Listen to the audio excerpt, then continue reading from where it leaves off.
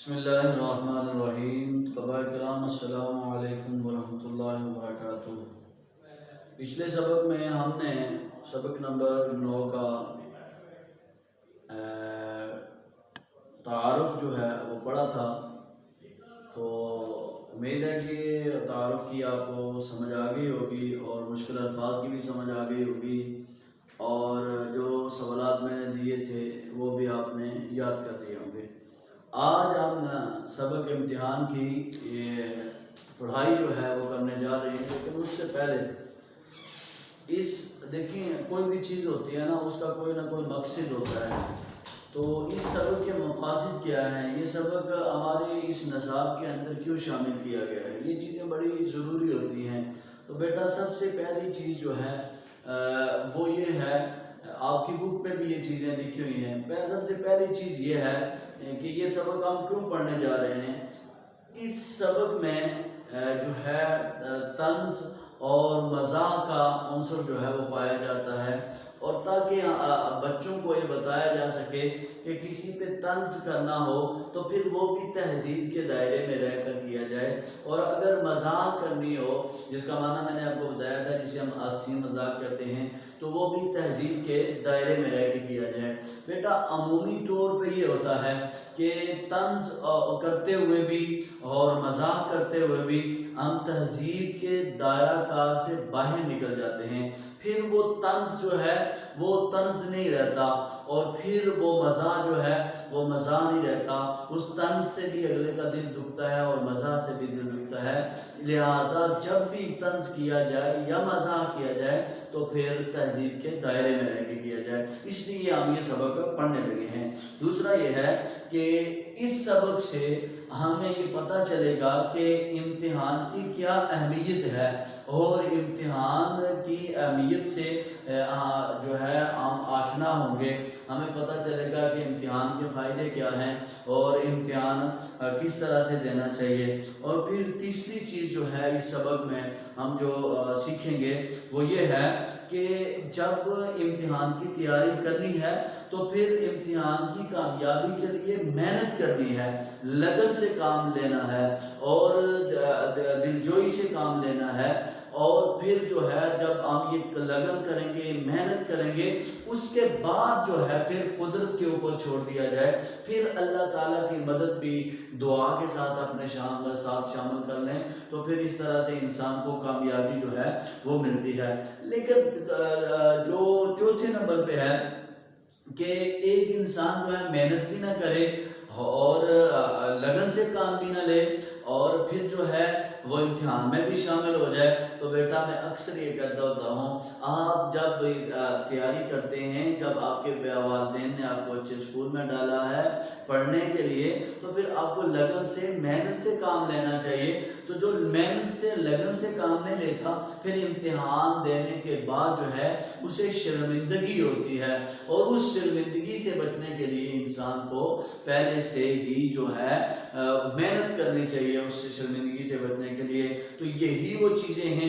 جو ہم انشاءاللہ العزیز جو ہے اس سبق کے اندر سیکھیں گے. میں نے آپ کے اگر آپ دیکھ سکتے ہیں تو وائٹ بورڈ کے اوپر میں نے جو ہے جتنا میں نے سبق آج آپ کو پڑھانا ہے اس کے الفاظ جو ہے وہ لکھ دیے ہیں. تو انشاءاللہ معنی بھی آپ کے سامنے لکھ دیے جائیں گے. تو یہ سبق پڑھنے کے ایک مقاصد جو ہیں، ایک یہ مقصد بھی ہے کہ ہمیں دہلی کی زبان میں جو اردو ہے وہ کس طرح سے بولی جاتی ہے اس کا بھی پتہ چل جائے. دوسرے نمبر پہ ہماری ذہنی ڈکشنری جو ہے اس کے اندر نئے الفاظ کا ذخیرہ ہو، نئے الفاظ آ جائیں تو وہ نئے الفاظ اور ان کے معنی جو ہیں وہ میں آپ کے سامنے رکھنے جا رہا ہوں. تو ان کو دیکھیے گا، اور یہ سب سے بڑی چیز ہے، یہ الفاظ معنی جو ہیں آپ کو جو ہے عبارت کے اندر کام آئیں گے. یہ الفاظ معنی جو ہے ٹیسٹ کے اندر بھی آ سکتے ہیں. تو یہ آپ نے بیٹا بخوبی جو ہے وہ یاد کر لینے ہیں. اور پھر دوسرے نمبر پہ میں پڑھنے لگا ہوں تو آپ نے تلفظ کا دھیان بھی کرنا ہے کہ کس طرح سے جو ہے الفاظ کی ادائیگی ہوتی ہے. جی پڑھنے لگا ہوں. امتحان نہ ہوئی گر میرے پرچوں سے तसल्ली न सही, इम्तिहान और भी बाकी है, तो ये भी न सही। लोग इम्तिहान के नाम से घबराते हैं, लेकिन मुझे इनके घबराने पर हंसी आती है। आखिर इम्तिहान ऐसा क्या होता है? दो ही सूरतें, फेल या पास। इस साल कामयाब ना हुए, आइंदा साल सही। मैं अपने दोस्तों और अब जमातों को देखता था कि जो जो इम्तिहान के दिन करीब आते जाते इनके हवास, पहला लफ्ज आपके सामने मैंने लिखा हुआ है हवास। हवास जो है वो हिस्स की जमा है। हवास जो है वो किसकी जमा है?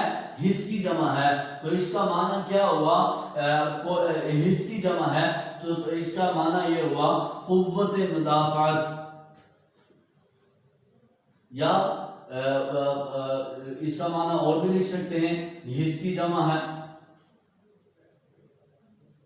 ठीक है जी।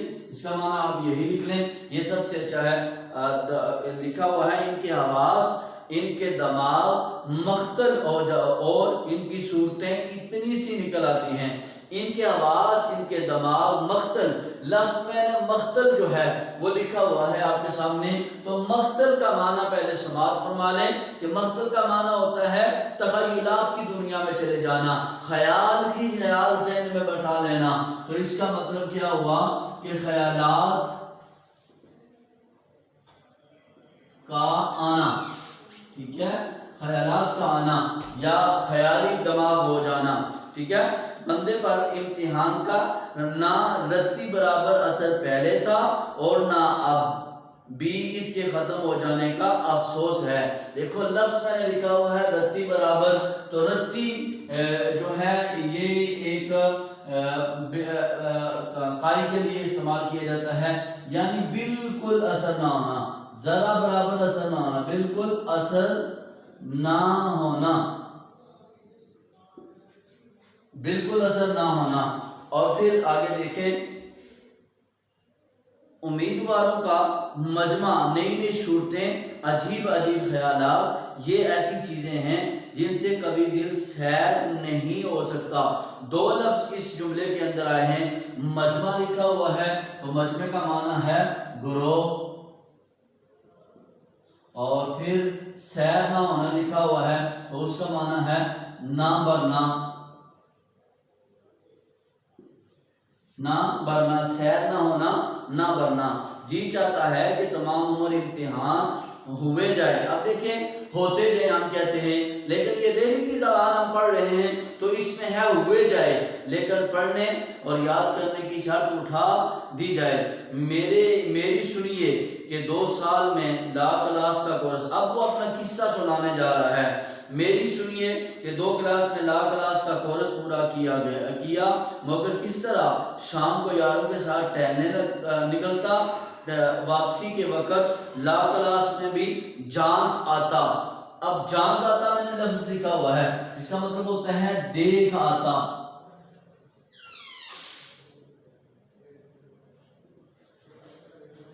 ला क्लास में भी जाग आता। मुंशी साहब दोस्त थे और लेक्चरर साहब पढ़ाने में मुस्तगरिक। अब देखिए लफ्ज आपके सामने लिखा है मुस्तगरिक होना, इसका लफ्जी माना जो होता है गर्क होना, और अगर आप इसको दूसरी तरह से लेंगे तो डूब कर पढ़ाना या गर्क होकर पढ़ाना। लफ्जी माना है गर्क होना।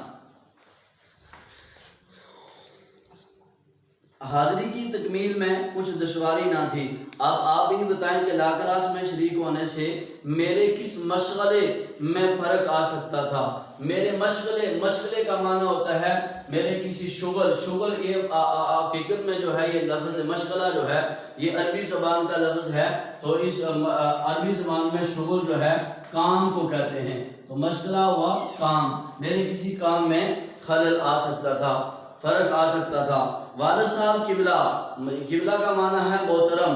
वालिद साहब किबला ये अरबी ज़बान का लफ्ज़ है, ये भी एहतराम के लिए बोला जाता है कि वालिद साहब किबला खुश थे کہ بیٹے کو قانون کا شوق ہو چلا ہے، کسی زمانے میں بڑے بڑے وکیلوں کے کان کترے گا۔ اب دیکھیں یہاں پہ ایک محاورہ جو ہے وہ استعمال کیا گیا ہے کہ کسی زمانے میں بڑے بڑے وکیلوں کے کان کترے گا، یعنی بڑے بڑے وکیلوں کو عاجز کر دے گا۔ یہ محاورہ جو ہے وہ دلی کی خاص زبان میں جو ہے وہ استعمال کیا گیا ہے، یعنی کان کترے گا، عاجز کر دے گا۔ تو یہ آپ نے یاد کر لینا ہے۔ آپ سے اس محاورے کا معنی جو ہے وہ بھی پوچھا جا سکتا ہے کہ اس محاورے کا معنی کیا ہے؟ عاجز کر دے گا۔ ہم بھی بے فکر تھے کہ چلو 2 برس تک تو کوئی محنت کے لیے کہہ ہی نہیں سکتا، بعد میں دیکھیے کون جیتا ہے اور کون مرتا ہے، لیکن زمانہ آنکھ بند کیے گزر جاتا ہے۔ 2 سال ایسے گزر گئے جیسے ہوا۔ لا کلاس کا صداقت نامہ بھی مل گیا۔ صداقت نامہ ثبوت کا خط، صداقت نامہ کا معنی کیا ہے؟ ثبوت کا خط۔ اب کیا تھا؟ والدین امتحان وکالت کی تیاری کے لیے سر ہو گئے۔ سر ہو گئے لفظ میں نے آپ کے سامنے لکھا ہوا ہے، سر ہو گئے، اس کا معنی ہے پیچھے پڑ گئے، یعنی بار بار کہتے تھے کہ بیٹا آپ امتحان کی تیاری جو ہے وہ اچھے سے کرو، چونکہ آپ جو ہے اپنا داخلہ جو ہے وہ بیچ دیا ہے، تو امتحان کی تیاری جو ہے وہ اچھے سے کرو۔ والدین امتحان وکالت کی تیاری کے لیے سر ہو گئے، مگر میں بھی ایک ذات شریف ہوں۔ اب یہ لفظ جو ہے ذات شریف جو ہے، یہ تو ایک انسان، شریف انسان کے لیے بولا جاتا ہے، بھلے مانس انسان کے لیے بولا جاتا ہے، لیکن یہاں پہ اس نے جو ذات شریف لفظ جو ہے مکار آدمی کے لیے بولا ہے، شریف آدمی کے لیے نہیں بولا ہے۔ ایک بڑھیا اور ایک بوڑھے کو دھوکہ دینا کیا بڑی بات ہے؟ میں نے تقاضا کیا کہ علیحدہ کمرہ مل جائے تو محنت کروں، بال بچوں کی گڑبڑ میں۔ اب گڑبڑ میں گھر کے اندر جتنے بھی بال بچے ہوتے ہیں وہ شور شرابہ کرتے ہیں، کسی کے کام میں خلل ڈالتے ہیں، خرابی پیدا کرتے ہیں۔ تو گڑبڑ کا مطلب کیا ہوا؟ خرابی پیدا کرنا۔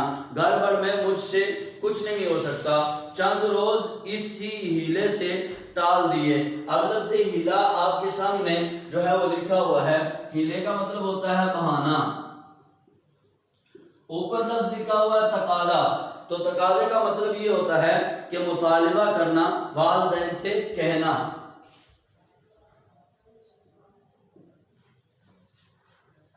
چند روز اسی ہیلے سے ٹال دیے، لیکن تابکے، یہ لفظ جو ہے آپ کی ڈکشنری میں، ذہنی ڈکشنری میں جو ہے نیا لفظ ہوگا تابکے۔ یہ عام تو کہتے ہیں نا کب تک، لیکن دہلی والے جو ہیں وہ کب تک نہیں کہتے بلکہ وہ کہتے ہیں تابکے۔ تو اس کا معنی کیا ہوا؟ کب تک۔ بڑی بی نے اپنے سونے کا کمرہ خالی کر دیا۔ اب میں دوسری چال چلا، دروازوں میں شیشے تھے، ان پر کاغذ چپکا دیے، لیمپ روشن کر کے آرام سے 7 بجے سے سو جاتا اور صبح 9 بجے اٹھتا۔ اگر کسی نے آواز دی اور آنکھ کھل گئی تو ڈانٹ دیا کہ خواہ مخواہ کا مطلب ہوتا ہے بلا وجہ۔ خواہ مخواہ کا یہ لفظ یہاں پہ نہیں لکھا ہوا، لیکن آپ کو جو ہے آواز میں جو ہے اس کا معنی میں نے بتا دیا کہ بلا وجہ میری پڑھائی میں خلل ڈالا جاتا ہے، خرابی ڈالی جاتی ہے۔ اگر آنکھ نہ کھلی اور صبح کو سونے کا الزام لگایا گیا تو کہہ دیا کہ میں پڑھتے وقت کبھی جواب نہ دوں گا، آئندہ کوئی مجھے دک نہ کرے۔ یہ بڑا اہم لفظ ہے، دک نہ کرے، دک نہ کرے، یہ لفظ ہے دک نہ کرے، اس کا معنی ہے تنگ نہ کرے۔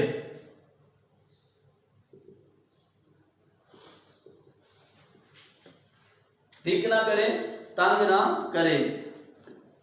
بعض وقت ایسا ہوا کہ لیمپ بڑھ کر، تیز ہو کر، لیمپ بڑھ کر، یہ لفظ آپ کے سامنے لکھا ہوا، تیز ہو کر،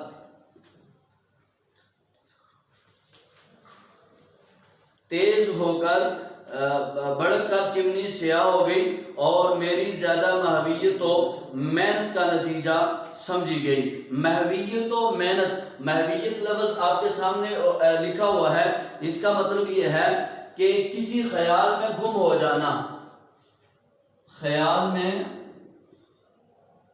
گم ہو محفیت و محنت کا نتیجہ سمجھیے. محفیت کا معنی آپ نے سمجھ لیا خیال میں گم ہو جانا.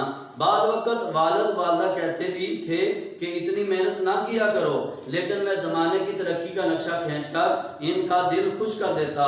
خدا خدا کر کے، یعنی بڑی مشکل سے خدا خدا کر کے یہ مشکل بھی آسان ہو گئی اور امتحان کا زمانہ قریب آیا. میں نے گھر میں بہت کہا کہ ابھی میں امتحان کے لیے جیسا چاہیے ویسا تیار نہیں ہوں، لیکن میری مسلسل حاضری لا کلاس اور شبانہ روز، یہ لفظ جو ہے شبانہ روز جسے ہم صبح و شام کہتے ہیں یا دن رات کہتے ہیں، دن رات. شبانہ روز کا معنی ہوتا ہے دن رات. صبح شب و روز بھی کہا جاتا ہے، شبانہ روز بھی کہا جاتا ہے. شبانہ روز کی محنت نے ان کے دلوں پر سکہ بٹھا رکھا تھا. سکہ بٹھا رکھا تھا. روب جما دینا یا قبضہ جمانا، وہ کب مانے گا، وہ کب ماننے والے تھے. پھر بھی احتیاطاً اپنے بچاؤ کے لیے ان سے کہہ دیا کہ اگر میں فیل ہو جاؤں تو اس کی ذمہ داری مجھ پر نہ ہوگی، کیونکہ میں اپنے آپ کو ابھی امتحان کے قابل نہیں پاتا. لیکن والد صاحب مسکرا کر بولے کہ امتحان سے کیوں ڈرے جاتے ہو، جب محنت کی ہے تو شریک بھی ہو جاؤ. کامیابی اور ناکامیابی خدا کے ہاتھ ہے. آگے ہے ایک فارسی کا محاورہ، انہوں نے لکھا ہوا ہے مرد باید کہ ہراساں نہ شود. اب باید کا معنی ہوتا ہے چاہیے، ہراساں کا مطلب ہوتا ہے ڈرنا، ٹھیک ہے. اور نہ شود کا مطلب ہوتا ہے نہ ہو. یہ فارسی کا محاورہ ہے تو اس کا پورا معنی بنے گا مرد باید کی ہراساں نہ شود. مرد کو چاہیے کہ وہ کسی بھی بڑے سے بڑے کام سے ہراساں نہ ہو، خوف زدہ نہ ہو، نہ ڈرے. تو بیٹا یہ رہا آج کا آپ کا سبق. تو اس کے جتنے بھی الفاظ معنی میں نے لکھوائے ہیں، اس کے علاوہ بھی آپ کو جب ٹیسٹ دیا جائے گا تو اندر سے دوسرے الفاظ جو ہیں ان کے بھی الفاظ معنی جو ہے لکھوائے جا سکتے ہیں. آپ کے پاس سرا سرمایہ موجود ہے، آپ اس سے بھی دیکھ کر جو ہے وہ یاد کر سکتے ہیں. لیکن یہ الفاظ معنی جو ہیں وہ یہ انتہائی اہمیت رکھتے ہیں آپ کے سبق کے اندر. تو اس طرح آپ نے اچھے سے اس کو یاد کرنا ہے. السلام علیکم ورحمۃ اللہ وبرکاتہ.